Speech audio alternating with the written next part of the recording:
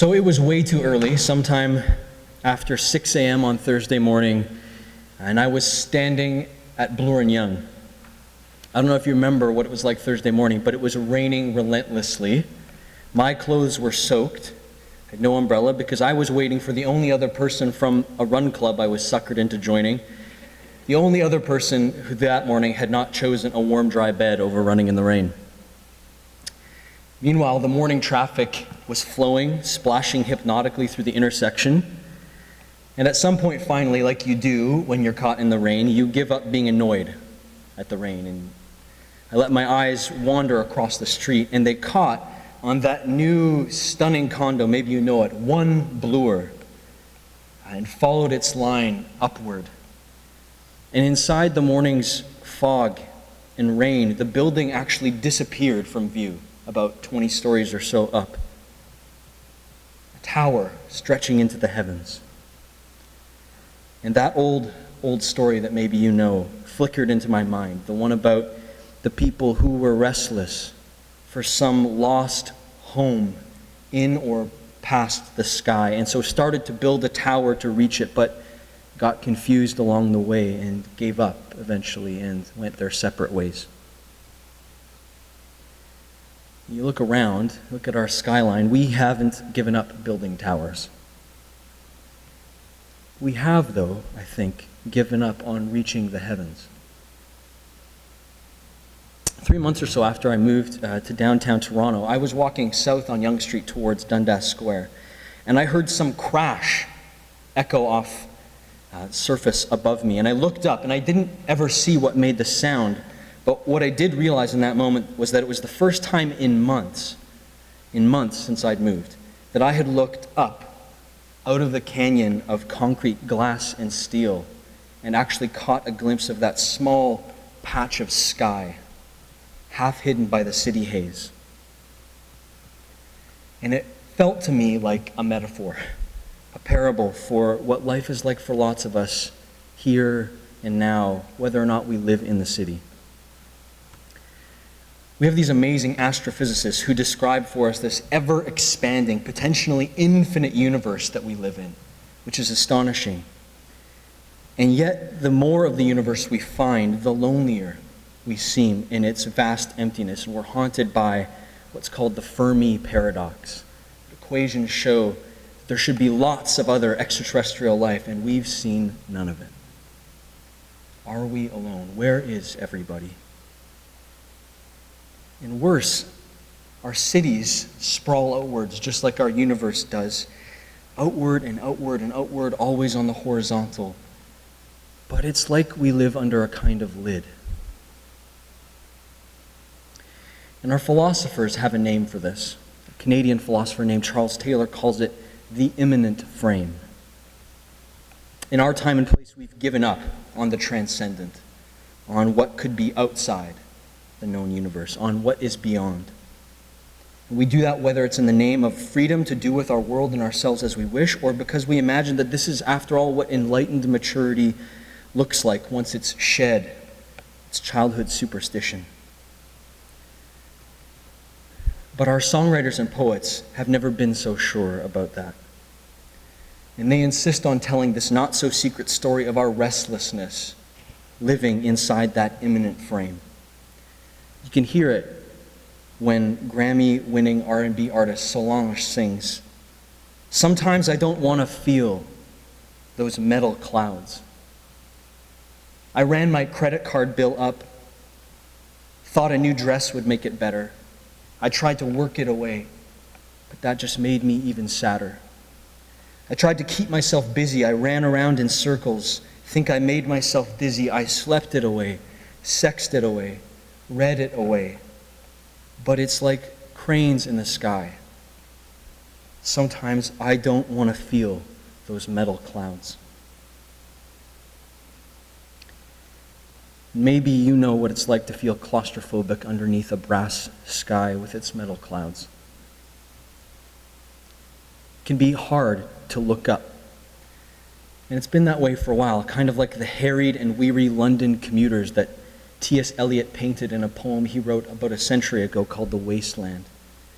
"Unreal city," he writes, under the brown fog of a winter dawn. A crowd flowed over London Bridge, so many.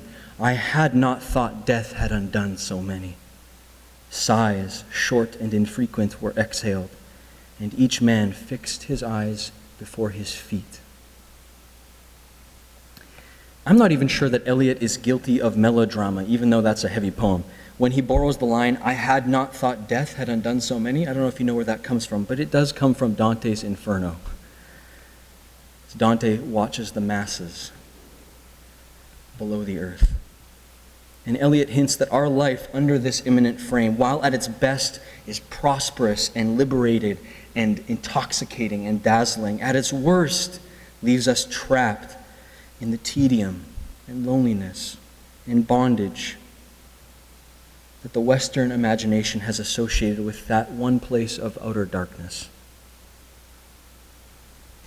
Like the disciples in Jerusalem that we met at the beginning of the Easter season, we're locked in this room.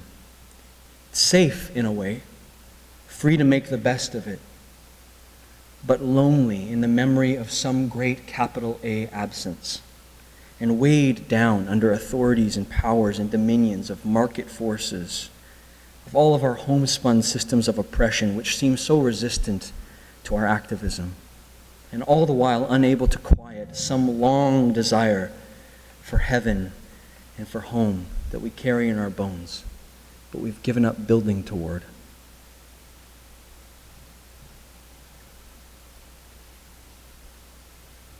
And then there's the story that we tell in a place like this. This story about Jesus. And what stands out to me about this story is that it is a story that begins by granting us our frame, but refuses to leave our loneliness untouched. Because they say, if you believe them, that the same God that we decided to rule out once stepped in and became a small bundle of flesh, small enough to fit inside of our cramped frame with us.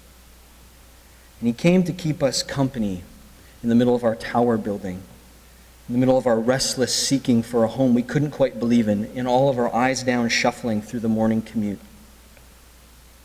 And after we decided there wasn't enough room for that God and us to share the same space, we crossed him out. We evicted him, only to find that we couldn't keep him out even then. And that on one morning he busted out the floor of our little frame, plundered death and hell. And then, so they say, after hanging around for 40 days, ripped a hole straight through what we thought was the hard ceiling as we watched his wounded human feet rise above us. Not unlike you see in that window right there. Now you, like me, each of us has to decide what you make of a story that strange. But on your way to making sense of it, you should take a moment to consider crusty old Paul, his unwashed face streaked with tears, writing from prison somewhere to the Ephesians in their populous and lonely and artful and cosmopolitan shoreside city, praying this wild prayer that light would strike into the darkness of their hearts through the city haze around them, that the eyes of their heart would be enlightened and held captive by this strange image of a God who came to be with us, who now takes us to be with him by hauling our humanity up through the curtain of reality into the heart of all things, into that place behind all places, into the time that is before and after all times, the only true home that there is, the home at God's side. Maybe you should stop on the way this morning and imagine yourself with those mystified few disciples who've left behind the locked room, which didn't really do a good job of keeping Jesus out anyhow. And with them, send the eyes of your heart up after the God-man, up past the condos and cranes, as he rises and he rises, and he breaks all of our frames. And then back into the city with them, we rush and gather in temples and on street corners to sing the old psalm that's become a new song, Clap your hands, all you peoples. Shout to God with loud songs of joy, for the Lord the Most High is awesome, a great king over all the earth. He subdued peoples under us and nations under our feet, including us. And God has gone up with a shout, and the Lord with the sound of a trumpet. And maybe somewhere there in the eyes and imagination of your heart, you feel your song flowing with their song, following him up as we stand among the traffic, and something like rain washes us with hope under an open sky. Amen.